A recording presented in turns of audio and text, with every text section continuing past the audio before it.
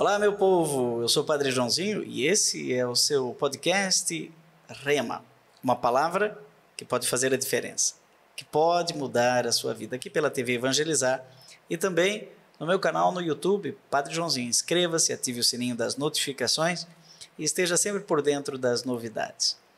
E toda semana nós convidamos uma pessoa que tem uma palavra inspiradora para vir aqui. Já esteve conosco, falando da pós-graduação em Mariologia da Faculdade Deoniana com a Academia Marial de Aparecida, a professora Márcia Miné. Boa noite, professora. Boa noite, Padre Joãozinho. Que alegria estar aqui novamente para continuar a nossa conversa. Pois é, quando você esteve aqui falando da pós, foi muito interessante, porque muita gente se interessou, montamos até um grupo no WhatsApp para as pessoas interessadas em interagir, o pessoal pôde interagir naquele programa, continuam interagindo, mas não deu tempo de falar sobre o seu doutorado, não é? Foi mesmo. Você faz doutorado na PUC do Rio de Janeiro? Isso, padre. Eu faço na PUC do Rio de Janeiro, que foi onde eu também fiz o meu mestrado. Ah, sim. Então, praticamente continuando de onde eu parei, eu retomo, justamente depois de fazer uma pós-graduação em Mariologia, que eu faço parte, como falei, da última vez que estivemos juntos, que eu também fiz essa pós e sou da primeira turma. Então, foi através desse contato com a Mariologia que aí amadureceu tudo que eu já vinha trabalhando, desde a Deoniana, na graduação do meu TCC, que também aprofundei no mestrado, depois a pós-graduação em Mariologia, que me trouxe novamente. E você é leiga? Eu sou leiga, casada, mãe, avó, e faço parte da primeira turma da Faculdade Deoniana de primeira Teologia. Turma credenciada pelo MEC, né? Isso. E 2000 a minha formatura foi em 2005. Tá certo. Iniciei, acho que em 2002. 2, 3, 4, 5. Isso, 4 anos de teologia. 4 anos de teologia de manhã, com seminaristas, estudando para valer teologia, e uma leiga, uma mulher ali, se interessando pela teologia e depois também através da teologia, da reflexão teológica, aprofundando as questões mariológicas na pós-graduação. Então quer dizer que a Mariologia para você é uma paixão de longa data? De longa data. Vem um pouco da experiência, lógico, sempre da devoção em família, que nós já falamos lá atrás, numa outra conversa, que é uma devoção muito original, que nos leva sempre para uma reflexão mais profunda, para a vocação da teologia também, que eu descobri que tinha através de trabalhos pastorais e tudo mais. E desemboquei na teologia, e a Mariologia vem junto, da devoção, da família, em casa, a partir da reflexão teológica na faculdade, no Tratado da Mariologia, e depois também um pouco no mestrado. Mas o que me deu mesmo fundamentos para desenvolver algo mais, o estudo da Mariologia, foi assim a pós-graduação em Mariologia, e volto para o doutorado agora com a minha tese. E por que alguém que é uma leiga, você falou casada, mãe, vó, estudaria a pessoa de Maria? Porque parece assim, basta rezar o terço, basta a gente ser devoto e Aparecida e cantar "Sou caipira, Pirapora, Nossa Senhora de Aparecida", não é? Por que alguém que vive na condição de leigo, de leiga, um cristão fiel leigo, como diz, Christe Fidelis Laici, você é uma leiga. Por que um leigo se interessa em mergulhar nas águas mais profundas da teologia? Sabe por quê? Porque muita gente que nos assiste pode estar pensando assim: teologia é coisa para padre, é coisa para freira, Mas por quê? Na verdade, tem tudo a ver com a vida em si. Tem duas coisas que eu coloco. Primeiro, a teologia, eu gosto de pensar que Maria foi a primeira teóloga, aquela que questiona a fé, questiona as coisas de Deus na nossa vida. E isso já nasce meio na vocação de cada um. Porque para fazer teologia você tem que ter uma vocação, uma predisposição para ser essa pessoa inquieta, assim como Maria foi, inquieta no sentido de querer saber da sua fé e compreender o que se crê.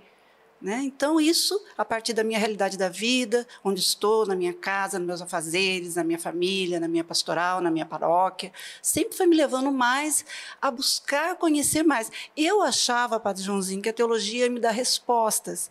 E, na verdade, eu saí com mais perguntas. E eu acho que é isso que Maria... Só que Jesus, das 300 coisas que ele disse, que estão nos evangelhos, ele falou muito mais, mas das 300 que ele falou no evangelho, 100 são perguntas, ou seja, era um menino perguntador. Perguntador. Né? Maria, eu acho que passou um pouco isso para Jesus, né? Porque eu acho que isso faz parte da... Ela perguntou para o anjo, né, como acontecerá isso, Exatamente. se eu não conheço o homem? Então, tem essa dimensão. Explica aí, seu anjo. Será que é isso a atitude sua como leiga? Muita gente olha para Maria como uma consagrada, modelo da vida religiosa. Você acha que Maria é modelo também para um leigo, para uma leiga? Com certeza, porque ela é modelo de fé, né? Ela é aquela que crê, aquela que acredita na presença de Deus na vida e na vida cotidiana, né? Porque Maria não era monja, Maria era uma dona de casa. Casada. Era uma menina, era jovem, mas já tinha uma experiência de fé profunda, né, de oração. Era um povo judeu, um povo que tinha essa dinâmica religiosa de buscar a presença de Deus sempre na vida concreta do cotidiano. E Maria faz parte dessa história cotidiana, do dia a dia. Uma vida simples, uma vida dura, a gente procurando se aproximar um pouquinho da realidade da Palestina no século I, a gente consegue chegar um pouco próximo da realidade em que vivia, no contexto em que se vivia, a realidade da experiência que Maria faz quando ela recebe a visita do anjo na sua casinha em Nazaré. Interessante. Outro dia eu estava vendo, eu acho que me perdoe as Paulinas se eu errar, mas eu acho que é da Paulus, novos livros, inclusive eu acho que na Liturgia Diária, que é publicada por vários editores, né? Mas novos livros. E tinha lá, como novo livro, O Silêncio de Maria, de Inácio Laranhaga. Mas eu lembro desse livro da minha infância. Você foi... Como é que chama da oficina de oração? Você foi guia? Guia das oficinas de oração e vida de Frei Inácio Laranhaga. Foi uma experiência muito rica que eu fiz. Porque na oficina... Na verdade, eu primeiro fiz a oficina, como qualquer oficinista que se interessa em buscar métodos de oração. Eu acho que tudo na vida tem que ter um método, tem que ter uma disciplina. Sempre fui assim. E com a oração não é diferente, porque as coisas... A relação que nós temos com Deus na nossa fé não é uma mágica. A gente tem que criar espaço para que a graça de Deus se manifeste na nossa vida. E foi na oficina de oração em vida do Frei Inácio Laranhaga que eu encontrei essa identificação, porque ele traz vários métodos de oração. Né? Que rezar se aprende, né? Você aprende, inclusive, postura corporal, você aprende o relaxamento mental, a abrir espaço. Tudo na vida é assim, né? Você tem que aprender a comer, e a escola às vezes não ensina. Você tem que aprender a ter uma vida afetiva, por exemplo, o adolescente vai namorar, mas a escola não ensina ele a namorar. E depois o casal resolve noivar, mas a escola não ensina a noivar, ele resolve casar. Mas onde é que se tem uma escola de casamento? Né? O curso de noivos às vezes dura um dia, às vezes menos. Né? E aí, casou, ele tem que administrar a casa. Contabilidade doméstica, mas ele nunca mexeu com contabilidade. Aí ele faz dívida e entra no vermelho no cartão de crédito. Não é assim? E aí, nas coisas de Deus também. Ele quer ser cristão, mas não estuda teologia, nem os rudimentos, nem a catequese. Né? E ele quer rezar, mas onde é que se aprende a rezar? Né? E rezar também se aprende. Isso tudo que você acabou de falar... tem uma dimensão também que a gente não sabe e aprende sendo, que é ser mãe. Né? A gente, de repente, está com o filho diante, a mãe de primeira viagem, digamos assim, está com o filho. E ninguém ensinou ela a ser mãe? Ninguém ensinou, ela tem uma ideia. Né? A avó passou alguma coisa. Eu pensei nisso, que a mulher, às vezes, não sabe... Ser mãe. Ser mãe. Não sabe amamentar. Não nasce sabendo. E aí, a partir daquela vocação também para ser mãe, porque não é só querer, né? Você tem que ter uma vocação para a maternidade, e isso já abre um espaço para você ser mãe realmente. Será que é por isso que muitas mulheres têm medo do parto natural? Porque ela nunca nem experimentou isso, sempre foi escondido dela, não é? Como que se dá à luz uma criança, né? Aí, com muito medo, ela vai lá e faz cesárea. Exatamente, ainda mais hoje, né? Você teve os filhos de cesariana? Agora? Não, eu tive os filhos de parto normal. Todos os seus? Você tem 3? Eu tenho 3. É quem? É Vinícius? É a Vanessa, a mais velha. A Vanessa. Vanessa está onde? A Vanessa mora em Florianópolis, é médica. E esse ano ela faz 43 anos de idade. Não devia contar aqui em rede nacional a idade da Vanessa. A Vanessa vai brigar comigo, mas tudo bem. Ontem foi o aniversário da minha filha, Vivian, que é a segunda, que também já é mãe 2 vezes, que fez 43 anos, e mora em Taubaté, né? Okay. Está próximo. E tem o Vinícius, que é o caçula, que está com 31 anos, que agora, há pouco tempo, foi para fora do Brasil, está morando agora na Pensilvânia. Nos Estados Unidos? Nos Estados Unidos. Então, são os 3 filhos. O caçula foi para fora? Foi para fora. Tá fazendo voou mais longe? Mais longe. Criou asa e voou literalmente. Mas, assim, voou é espaço físico, porque no coração da mãe o filho permanece, né? Maria é nossa mãe. Você acha que Maria fala de nós com essa empolgação que você fala dos filhos? Com certeza fala. Porque a experiência da maternidade é uma experiência divina. Antropologicamente falando, é humano, mas é divino. Gerar é uma dimensão divina e humana. Então, a experiência da maternidade, ela não se dá somente no momento do parto. Eu acho que ali se inicia uma nova relação. Mas a mãe já tem uma relação ali com o filho, já no útero, não é? Então, ali já tem um ser que está sendo gerado dentro do seu ventre. Então, é uma experiência para a vida toda. Na verdade, no Evangelho se fala muito mais de Maria como mãe do que como a Virgem Maria, né? Aí se fala que é a Virgem Mãe, o dogma da maternidade divina, que é Mater Dei ou Theotokos, é muito mais importante, é o principal dos dogmas, não é? É o principal dos dogmas. Não sei se quem está nos ouvindo está entendendo que existem dogmas mariais ou dogmas marianos, né? Nós ainda vamos falar mais sobre isso. Você estava falando da pós-graduação em Mariologia, né? As pessoas que nos acompanham às vezes perguntam assim, fala na prática, como é que eu faço para me inscrever? Olha, eu vou te dar uma dica muito fácil. Você vem aqui, ó, no Google, né? A gente diz assim, mas por que o Google? Não, porque o Google você coloca assim, vamos fazer um teste aqui, pós-Mariologia, pós-Mariologia deoniana. E se colocar só pós-Mariologia, vai aparecer o primeiro link, olha que impressionante, o primeiro link já te leva no formulário de inscrição. Está aqui, pós-graduação em Mariologia Lato Sensu, da Faculdade Deoniana, e está aqui, inscreva-se. Clica no link, não é isso? E a pessoa mesmo. Já faz o cadastro, se inscreve, e o resto a secretaria vai entrar em contato com você, e você vai ser conduzido a esse projeto belíssimo de mergulhar nas águas mais profundas da Mariologia, que é uma ciência que atravessa 2000 anos de história, não é? Exatamente. Como nós falamos no programa anterior, o mergulho na Mariologia, e foi exatamente que trouxe essa minha possibilidade de ampliar aquilo que eu já digamos assim, flertava, né? Na graduação, que eu trabalhei o sacerdócio comum dos fiéis, povo de Deus. Então... Como leiga...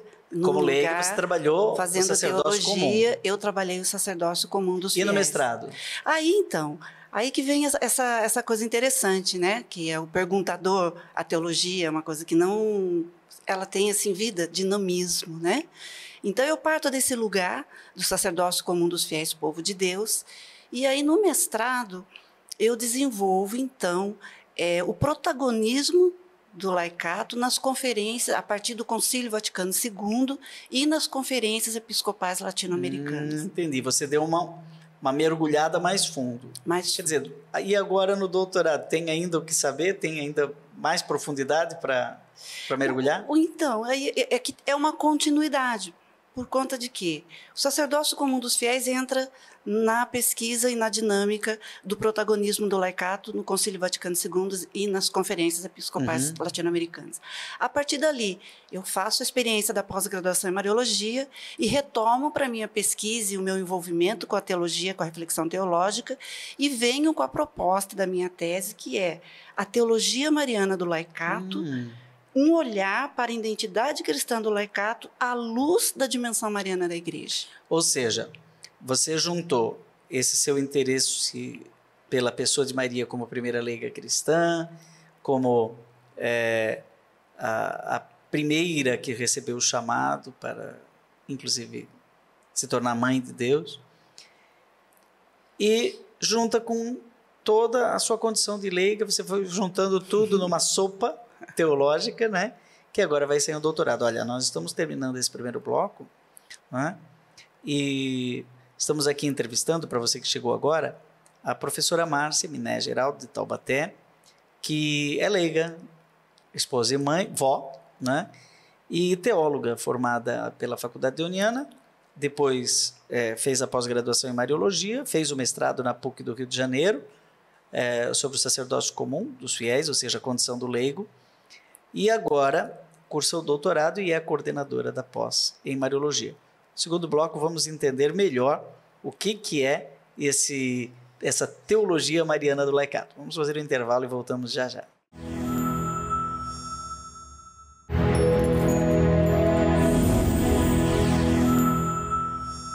Muito bem, meu povo, nós estamos aqui pela TV Evangelizar com o programa Rema, esse podcast de toda semana, que vai ao ar aqui pela TV Evangelizar, mas também pelo meu canal no YouTube. É só você colocar lá no buscar Padre Joãozinho, P-A-D-R-E, Joãozinho, Padre, né? Que você vai chegar no canal. Inscreva-se, ative o sininho das notificações e você sempre vai receber boas notícias. Evangelizar é preciso, como costuma repetir o Padre Reginaldo, e dar nome a esta TV, que é a TV Evangelizar. Hoje entrevistamos a professora Márcia Miné. E estávamos falando no bloco passado que o tema do seu doutorado na PUC do Rio de Janeiro é Teologia Mariana do Laicato, não é? E o que é isso agora, uma teologia mariana do laicato?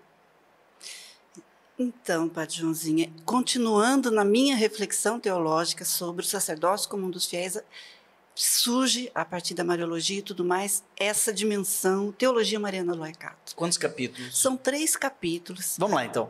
De maneira bem rápida e sucinta. O primeiro capítulo você pretende falar sobre o quê? O primeiro capítulo, ele já começa da onde eu parei, que é a teologia do laicato. Ok. Antes que eu arrume uma confusão, né? Quem é a sua orientadora? Eu tive a graça, Padre Joãozinho, de ter sido orientanda da professora Ana Maria Tepedino no mestrado. Professora da PUC, muito famosa. Professora da PUC. Que ela faleceu, né? Faleceu em que ano? Ela faleceu, já deve estar fazendo uns 4 anos. Também leiga, né? Também leiga, casada, teóloga. E autora de muitos livros. Autora de muitos livros. E uma pessoa maravilhosa que me... Inspirante para você. Totalmente. Porque ela é exatamente no mesmo lugar onde eu estou, como teóloga na PUC, engajada já desde os movimentos juvenis do tempo dela, sempre na teologia, sempre à frente. Então eu me identifiquei muito. Mas ela faleceu. Ela faleceu. Né? Está lá no céu rezando pela gente do lado de Maria. Isso. E agora? Agora, no doutorado. No doutorado eu tenho comigo a professora Lúcia Pedrosa, que é a minha orientadora na minha tese agora de doutorado. Lúcia Pedrosa, presidente da Associação Brasileira de Mariologia. Que é Presidenta. E não posso deixar de dizer também, e trazer aqui a grande experiência que também me trouxe para esse momento do doutorado, que é a professora Lina Boff, que ela, hoje, professora emérita. Emérita, né? Na ela PUC. deve estar com que idade? Já quase uns 80 anos, né? Ela já tem... Mais, né? Ela, não sei se ela gosta muito que fale não, mas eu acho que ela deve estar chegando perto dos 80. 62, mais ou menos. Mas é uma pessoa maravilhosa, continua, né, atuando, escrevendo, envolvida. Ela lançou um livro na pós-graduação, no ano passado. Então, assim... É incansável. Incansável. Mas hoje, quem assumiu o lugar da Mariologia na PUC, que antes era da professora Lina Boff, é a professora Lúcia Pedrosa. Que é especialista na área de espiritualidade, Espiritualidade. Né? Principalmente espiritualidade teresiana. Teresiana. Então, ela traz toda essa mística. Também um abraço aí para a professora Lúcia Pedrosa, que sempre está conosco, para o que der e vier. Também professora da pós, não é? Professora da pós. Aliás, Lina. O irmão dela, o Clodovis Boff. Clodovis lançou conosco. Esse livro, né? Você estava me mostrando aqui esse livro, a crise da Igreja Católica e a Teologia da Libertação. Clodovis Maria Boff, eu nunca tinha visto o nome dele com Maria em nenhum livro. Dessa vez ele assumiu. Ele é servita. Isso aqui ele escreveu junto com o padre Leandro Razer Adorno, que é da Aliança de Misericórdia. Um abraço para o padre Leandro. E ele faz uma revisão aqui, quase que uma confissões do Frei Clodovis Boff. Se der tempo, a gente pode até voltar a conversar. Mas o Frei Clodovis também foi professor da PUC e irmão da Lina, não é? Isso. E temos também o irmão Afonso Murad, que também está conosco na pós. Então, muito conhecido, é marista, né? Maristas. Então, assim, mais com a professora... Está bem acompanhada, então. Sim, bem acompanhada. Com a professora Lúcia Pedrosa agora trabalhando. No primeiro capítulo, como eu dizia, a teologia do laicato, que eu vou partir de onde eu parei. Né? Mas então, vamos lá. E o segundo? O segundo é a dimensão mariana da igreja, mas Maria como primeira leiga cristã. E o terceiro? E o terceiro, como não poderia ser, a teologia mariana do laicato. Ok. Lúcia, agora vamos estudar cada um desses pontos aí. Vamos começar pelo primeiro, não é? Fiquei interessado aí nesse primeiro. A teologia do laicato. A grande maioria, milhões de pessoas nos assistem toda semana aqui pela TV Evangelizar, e a grande maioria são leigos, né? E muita gente usa o senso comum, né, para dizer que leigo é aquele que não sabe. Eu sou leigo em matemática. Eu sou leigo em astronomia. Eu vejo hoje muita gente, tem muito programa de astronomia na TV, né? Eu me sinto muito leigo em astronomia, não tive isso na escola, né? Aquele negócio dos planetas, então eu sou leigo. Então, leigo é aquele que não sabe, leigo é aquele que não é padre, que não é religioso nem religiosa. Então, o que ele é? Ele é o não. Ele é ele é leigo. O que é ser leigo? Você é uma leiga. Eu sou uma leiga. Eu coloco aqui, começo para explicar e falar um pouco, entrar, né, nessa dimensão. Porque muita gente está ali em casa perguntando assim, então, eu estou interessado agora. Quem sou eu? Eu sou leigo. Eu parto a partir do Concílio Vaticano II, na Lumen Gentium, que coloca igreja como mistério, igreja como ministério, mas a participação no mistério de Cristo pelo batismo. Leigo é fazer parte de um povo de Deus. Então, porque a palavra leigo vem de laos, que é povo. Que é povo de Deus, consagrado, escolhido. E nós nos configuramos a Cristo, o mundo sacerdotal, profético e régio de Cristo, no nosso batismo. Então, deixa eu ver se eu entendi. Para ser membro do povo de Deus, para ser laos, para ser leigo, precisa estar inserido no corpo místico de Cristo. Exatamente. E esse Cristo, ele tem três dimensões. Na verdade, a gente fala de tríplice munus, mas vamos deixar isso de lado. 3 dimensões. Profeta, sacerdote, profeta e rei pastor. Mas então, eu vou te perguntar, você falou muito do sacerdócio, mas eu vou começar pelo primeiro. Todo leigo é um profeta?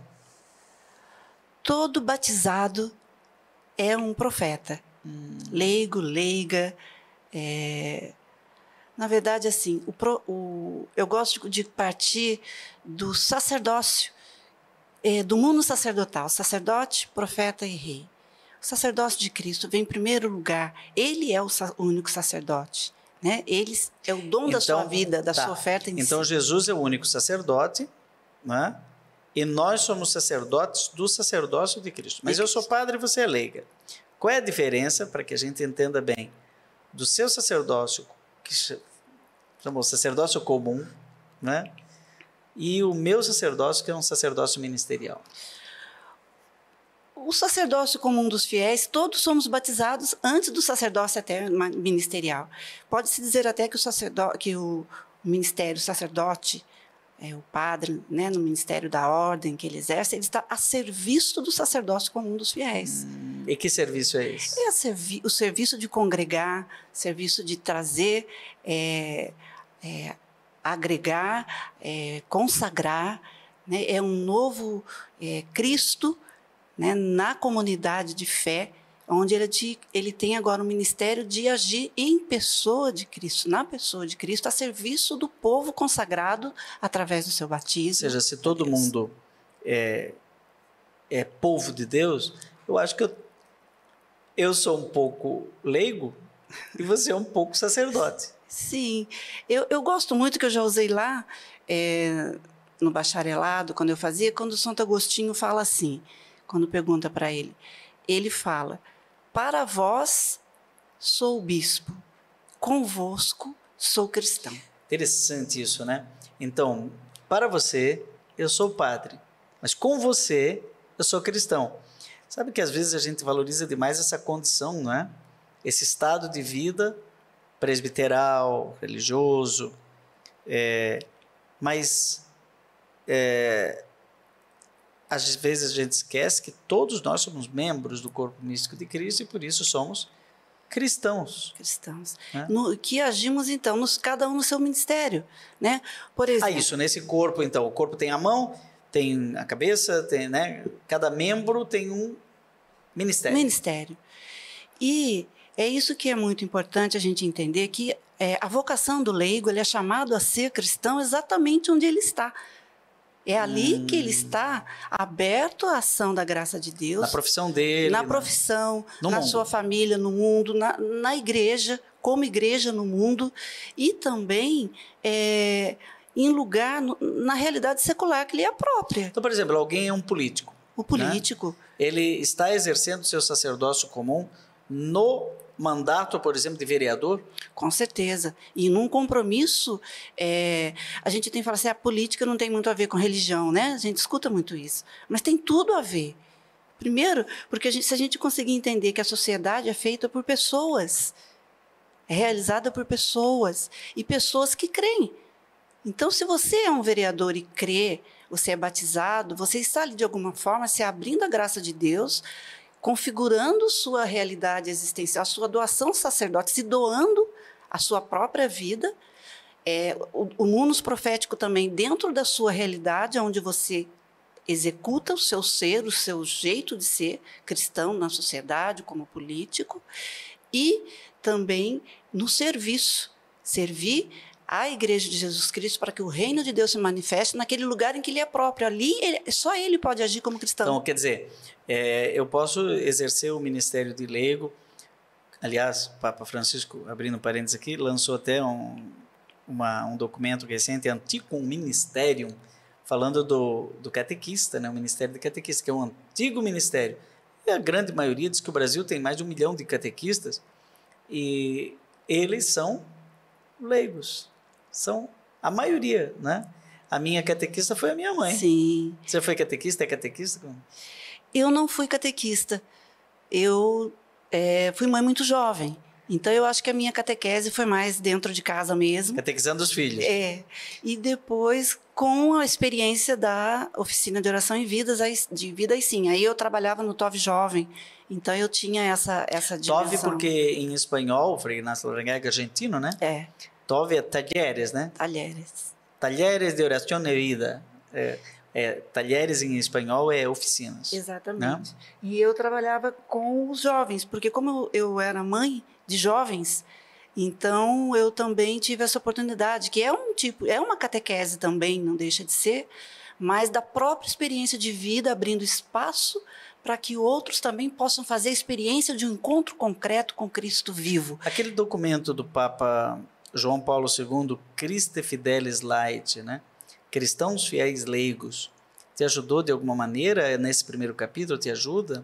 Me ajuda muito, porque é a partir dali que a gente entende a importância e o valor do ser leigo e ser cristão na sociedade, no mundo. Entendi. Existe um lugar especial que lhe é próprio, que é próprio do leigo, de se santificar e santificar o mundo e se abrir a partir do seu batismo, né? E trazer isso de alguma forma na própria vida. Porque, Padre Joãozinho, às vezes a gente fala muito de tudo isso, mas a gente esquece uma dimensão muito importante, que isso também é fruto da oficina de oração, não deixa de ser, a experiência da oração que nos leva ao encontro com Deus vivo, né?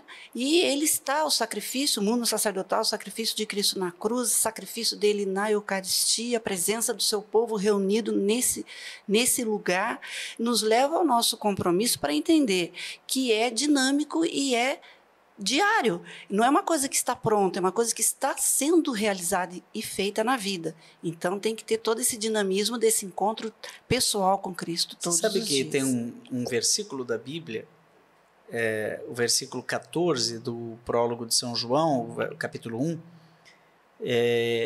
que para mim é paradigmático, que diz tudo isso que a gente está falando aqui. É uma frase bonita que diz assim, ó: o Verbo se fez carne e habitou no meio de nós. Eu entendo que Jesus é isso, né? É o Verbo de Deus encarnado pela ação do Espírito, essa nuvem que envolveu Maria, que a encobriu com sua sombra. Então, o Verbo é a palavra. Então, nós somos gente da palavra, profetas, né? Leigos e sacerdotes, religiosos, religiosas, cada um na sua condição, deve ver uma vocação profética. Depois o Verbo se fez carne, se fez sacramento, se fez Eucaristia, se fez confissão, se fez batismo, e são sacerdotes, né? É o Cristo sacerdote, o Cristo que celebra, o Cristo que tem o culto, o Cristo que louva o Pai, o Cristo que reza e que nos ensina o Pai Nosso. E habitou no meio de nós é a dimensão régio-pastoral, né? Essas vezes as pessoas não sabem bem o que é. É o homem da comunhão, de formar comunidade, né? Não é isso? De estar a serviço. Ah, né? De servir. De servir. A realeza de Cristo é essa. Ele não vem, ele vem para quê? Para servir, ele vem para apresentar uma proposta. Herodes pensava que era um concorrente, né? Queria matar o menino. Então... Mas para Pilatos ele diz, tu és rei? Aí Jesus diz, você falou, eu sou rei, mas o meu reino não é deste mundo. Não é deste mundo. E é isso que ele vem trazer, a proposta de Cristo é o reino de Deus, que já está no meio de nós. No reino de Jesus, reinar é servir. É servir. É servir a possibilidade de que todos recebam a graça de Deus e se salvem. Salvar do quê? Né? Qual que é essa salvação? É exatamente isso. É Marcos 10, 45, né? Eu vim para servir e dar a vida em resgate por muitos. A vida em resgate por muitos. Olha, gente, está delicioso esse debate aqui. Teologia é isso. Teologia é sabedoria. É a inteligência da fé. Pedro dizia lá na sua carta, nós devemos dar ao mundo as razões da nossa esperança. Buscamos uma fé inteligente. Esse é o lema da Faculdade Deoniana. E a Faculdade Deoniana promove a 4ª turma de pós-graduação em Mariologia. Tudo isso no 4º bloco, no 3º bloco, e encerrando esse programa, nós vamos falar de Maria, né? E não poderia ser diferente, porque é o 2º e o 3º capítulo da tese de doutorado da professora Márcia. Mas você pode aproveitar no intervalo e dar uma olhadinha ali, deoniana.edu.br, e se inscreva na pós-graduação em Mariologia, e você vai também mergulhar nas profundezas desses saberes com sabor. Vamos fazer um intervalinho e a gente volta já já.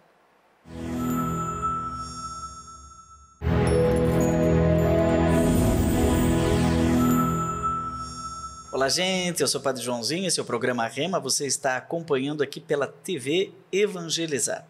Evangelizar é preciso, como nos ensina aí o Padre Reginaldo Manzotti, que já está preparadinho lá para daqui a pouco entrar no ar com a sua experiência de Deus. Hoje nós entrevistamos aqui a professora Márcia, que nós agradecemos a presença pela 2ª vez, esteve aqui falando da pós-graduação em Mariologia no programa passado e hoje fala de sua tese de doutorado, que é Teologia Mariana da Igreja. Do Laicato. Teologia Mariana do Laicato. O primeiro capítulo ela já falou, que é a Teologia do Laicato, Mas o segundo capítulo, então, você falou que é a dimensão mariana da igreja. Eu lembro que teve um congresso mariológico que foi sobre isso, né? Até tenho aqui, Padre Joãozinho. Esse livro, ele é fruto desse congresso. E, na verdade, esse congresso marcou esse meu segundo capítulo. Marca, né? A presença dele é inteira nesse lugar. Para entender, então, a teologia mariana do laicato, você passa pela figura de Maria. Pela figura de Maria. E o que ela nos ensina? Dá um spoiler aí. Eu sei que a tese não está escrita ainda, não, mas... ainda está em construção. Então, o que a gente parte aqui? Ela nos ensina a ter fé em Cristo. Ela é, como diz o documento da Aparecida, né, que traz muito bem, a primeira discípula e missionária. Então, partindo aqui dessa dimensão mariana do laicato, Maria como primeira leiga cristã. Então, eu trago aqui uma reflexão muito grata de todo o congresso, né? Teve também a presença do César Kuzman, que é um leigo muito envolvido, que ele traz um artigo da PUC do Rio de Janeiro. Da PUC do Rio de Janeiro. Então, a gente entende esse lugar, esse contexto de Maria como primeira leiga cristã, primeira discípula e missionária. Então, ela é aquela que está totalmente aberta, né, para a graça de Deus atuar nela e conosco, né, na nossa vida, na nossa realidade, no nosso cotidiano, no nosso dia a dia. E agora trazendo, então, esse lugar dessa dimensão laical. Tem algo de leigo, tem ali, importante de se trazer para se entender bem essa dimensão. Porque, como a gente já falou lá no começo, teve muito tempo que se via Maria muito ali num pedestal, né, até um pouco distante, e uma devoção, às vezes, um pouco que leva muito mais a dimensão do pedir, né, e não tanto do agir. E Maria é aquela que agiu o tempo todo, o seu sim. Eu gosto de dizer que o sim de Maria é um sim de uma vida inteira. Né? Nós falamos um pouco lá atrás, ela não sabia de tudo, mas ela nunca duvidou de que Deus realizava obras na vida dela. E ela se coloca à disposição, mas não para pensar, ela para agir. Né? Tanto é que logo depois da Anunciação, em Lucas, ele já nos apresenta Maria indo visitar sua prima Isabel. Né? Então, é a discípula que sai às pressas para visitar a prima Isabel. E já ali depois de dizer o seu sim. Né? Então, é um sim que a abre, não para ficar pensando, e agora, como que eu vou...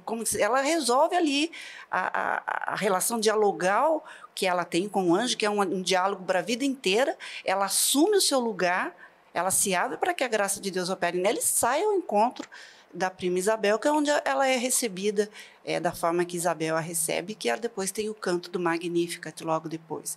Então, é uma mulher que reflete, por isso eu coloco ela como primeira teóloga, que eu gosto, mas é uma mulher ativa, uma mulher inquieta, uma mulher que se abre e assume a sua responsabilidade diante de um compromisso de algo novo que chega até ela, que ela ainda não sabe como que se dará, mas ela sabe que se dará, porque é na fé que ela age e diz o seu sim.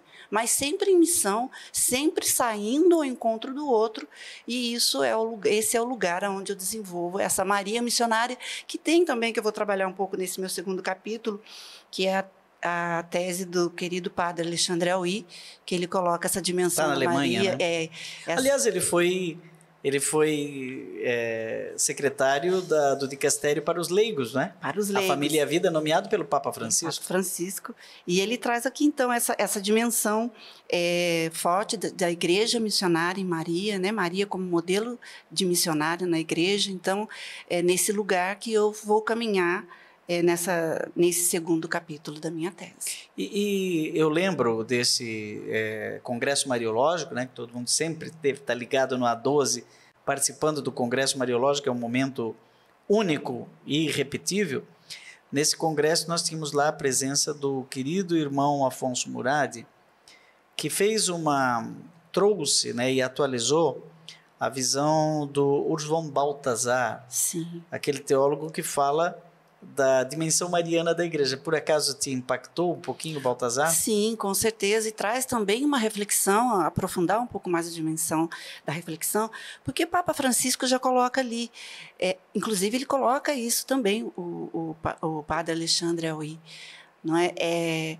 Coloca essa dimensão que amplia essa nossa reflexão sobre o lugar missionário e o lugar que Maria ocupa dentro Seria da na igreja. Evangelii Gaudium, acho que número 288, né? Ele fala que o sacerdócio de Maria é o sacerdócio comum dos fiéis e que é mais importante, né, até do que o sacerdócio ministerial. É porque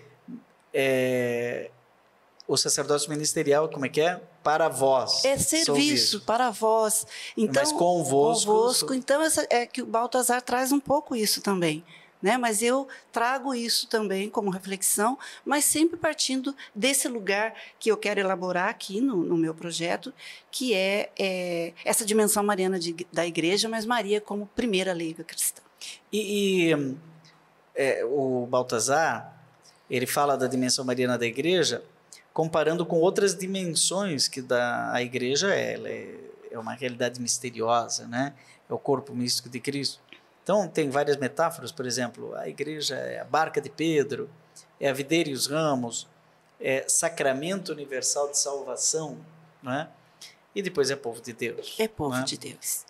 Mas, para entender a igreja, às vezes a gente olha para Pedro e vê uma dimensão petrina, mas institucional, organizacional, né? A igreja precisa disso. Dessa dimensão organizacional. Né? Só que tem uma dimensão paulina, que é mais carismática, missionária, que ela é mais... um é pedra, o outro é vento. Né? Pedro e Paulo, quando a gente vai no Vaticano, tem os dois. Né? Um é a chave, né? Que abre a porta. Sem essa chave, o Paulo não passa. Quem tem a chave é o Pedro. Né? Mas depois tem o Paulo, que tem a espada da palavra de Deus, que é evangelizador, que vai abrindo caminhos. Se dependesse do Pedro, ele ficava lá. Né? Mas o Paulo ia para frente. E tem uma dimensão jacobina, né? Que é de Tiago. Se fala que é uma dimensão mais do direito canônico, da lei. Só que tem uma dimensão joanina, daí eu puxo para o meu lado, né? Que é mais mística, espiritual, que tem olho de águia, que tem visões, o Apocalipse de São João, o Evangelho de João é todo místico. E aí, no meio disso, fala que tem também uma dimensão mariana. Sabe que eu acho que tem uma dimensão... Agora me vem essa ideia. Não quero atrapalhar a sua tese. Uma dimensão josiana também, de José. Sim. Que seria a dimensão da sustentabilidade, daquela necessidade de garantir o sustento para essa obra. Né? Ele é o dispenseiro do... Mas, enfim, a dimensão mariana dentro disso, qual seria uma característica dessa dimensão mariana da igreja? A gente pode até ir até ali, Maria como filha de Sião. Eu acho que a gente aquele entra... livro do Papa Bento XVI? Ela representa ali o povo, a personificação, né, do povo da antiga aliança, onde se cumpre uma promessa, né, e os pequenos. Né? Então, a Sião ali, a gente vai estudar um pouquinho a Bíblia, vai entender o que aconteceu, o povo de Jerusalém, e a queda do templo, e tudo mais. E aquele povo de Sião, aquele pequeno povo que mantém a fé, a esperança, e Maria ali, que personifica e traz, porque ela faz parte desse povo que crê e que espera a chegada do Messias que se dá em seu ventre. Né, essa chegada. Então, eu acho muito interessante dar uma olhadinha, que eu pretendo fazer isso na minha tese, nessa dimensão de Maria como filha de Sião, que tem até um paralelo que faz com Sofonias, né, nessa dimensão da realização do povo, da promessa de um povo da aliança, um Deus que cumpre a sua promessa, um povo consagrado por Deus, uma aliança real que se cumpre. Maria faz parte desse povo, então não é uma coisa individual, né? Mas, acima de tudo, o seu sim é a personificação de todo um povo que se mantém e crê e se abre. Acho que é um pouco aquilo que o Padre Zezinho, de maneira genial, falou no seu clássico imortal Maria de Nazaré. Em cada mulher que a terra criou, um traço de Deus, Maria deixou. Né? Ou seja, para entender quem é o leigo, você está olhando no espelho de Maria. Né? Sim. Você olha no espelho e vê Maria. Mais ou menos aquele espelho meu, quem sou eu? E aí parece que tem um livro do Frei Raniero Cantalamessa, que é Maria, um espelho para a igreja. Um espelho para a igreja. Se ela quer olhar no espelho, ela vai olhar para Maria e ela vai dizer, eu tenho que ser assim. Tem que ser assim. Tem que ser assim. Mas e aí você chega no terceiro capítulo e sobrou alguma coisa? Sobrou a teologia mariana do Laicato. Daí você junta o primeiro Aí vem aqui tudo junto. Aí aqui a coisa se fecha de uma forma assim que traz tudo isso que a gente conversou aqui, mas num jeito mais amadurecido e concreto de dizer. Papa Francisco fala, através do padre Alexandre Auí, que eu gosto muito, que eu li nesse livro aqui, talvez tenha sido isso que me chamou a atenção, que ele fala, é chegada a hora do leigo mariano. Então, toda essa devoção mariana que vem da piedade popular, que vem Papa Francisco mesmo fala num livro, uma entrevista que ele dá para o padre Alexandre Auí, que ele é mariano. Ela é minha mãe, né? Ela é a minha mãe. Ele reza o terço, ele tem até uma foto que ele está com o terço. Então, essa relação de fé, essa Maria presente, que nos leva a Cristo e, ao mesmo tempo, gera Cristo em cada um de nós, para que Cristo possa ser Cristo no mundo, possa ser presença no mundo, se fecha aqui nessa dimensão mariana da igreja. Bom, aí eu acho que está a originalidade da sua tese, porque toda tese precisa de um toque de originalidade. E a gente sabe que para chegar nesse terceiro capítulo vai ser uma longa caminhada, você vai ter que estudar muito do primeiro, que você já estudou no mestrado, do segundo, que a estrada está pavimentada pela pós em Mariologia que você coordena, que muita gente está nos ouvindo agora vai procurar e se inscrever, e o terceiro é aquele que você vai ter que chorar. Sim. Tem que chorar para parir como um filho. Como um filho. Eu acho que a tese de doutorado é um filho, não é, professora Márcia? É um filho. É um filho, aí a gente volta para aquela dimensão que conversamos no começo, a dimensão materna. Né, do nascer, você se sente grávida desse projeto? Totalmente grávida. Né? Então, você já teve 3 gravidezes, acho que é isso, plural é 3 gravidezes, e agora você está tendo uma 4ª gravidez que é essa acadêmica. Então, é assim, a certeza da gestação, ela é real e concreta, é uma abertura para o novo que sempre vem, mas sabendo que ali o novo também se dá. Então, você se abre para o novo venha e se dá um novo para o novo que sempre vem. Então, aí entra aquela dimensão da teologia, do resposta, pergunta, resposta, dinamismo, e aí você contribui para que o novo realmente sempre venha. Né? Você não sabe, eu não sei como que vai ser a minha banca de doutorado, eu não cheguei lá ainda, mas eu tenho certeza que eu estou gerando aqui algo importante para que esse novo, que é a presença de Deus no meio de nós e conosco, venha através da geração, através como Deus escolheu vir até nós. Quando eu estava fazendo doutorado em educação na USP, uma professora dizia para nós, uma pessoa até idosa, que foi reitora da USP, acho que Mari é o nome dela, ela dizia assim, por favor, não façam teses inúteis. É muito tempo que você gasta, o governo te ajuda com bolsa de estudo da CAPES. Não respondam perguntas que vocês já sabem, né? Responda uma pergunta que você não sabe a resposta, precisa pesquisar para responder e que vai ajudar todo mundo, porque todo mundo está procurando essa resposta. Você acha que as pessoas procuram uma resposta sobre a teologia mariana do Laicato? Maria modelo de leiga? Na verdade, não sou eu que acho. A igreja acredita e professa isso. Né? Eu venho aqui apenas contribuir a partir de um dom que eu recebo, uma graça que eu recebo, de ter essa vocação para a teologia e ter a possibilidade de aprofundar a dimensão da Mariologia nessa dimensão do leigo, que é uma experiência concreta da minha vida. Porque eu não estou falando de nada abstrato, eu estou falando de coisas concretas, para uma vida concreta, para uma realidade concreta. E então a gente entende a dimensão também, Padre Joãozinho, dos dogmas dentro da igreja, que não podem mudar. Mas o que precisa mudar? A linguagem. Né? Você precisa adequar uma linguagem nova, porque os tempos mudam, a situação muda, a vida muda, a gente muda, mas a fé não muda. A verdade permanece. A verdade permanece, né? Mas precisa a linguagem muda. De um novo jeito, de um jeito que gere encanto. Alguém me dizia, para que precisa novos documentos? Olha, Jesus não falou em grego, não falou em latim, mas a igreja rezou por milênios em grego e latim. Então a linguagem, cada povo tem uma sensibilidade. Olha, poderíamos continuar conversando de teologia, de mariologia. Nós tivemos hoje aqui a grata satisfação de receber a professora Márcia, vem pela terceira vez no programa, está no Guinness Book aqui do programa Rema, né? Que nos falou sobre a sua tese de doutorado, que é a Teologia Mariana do Laicato.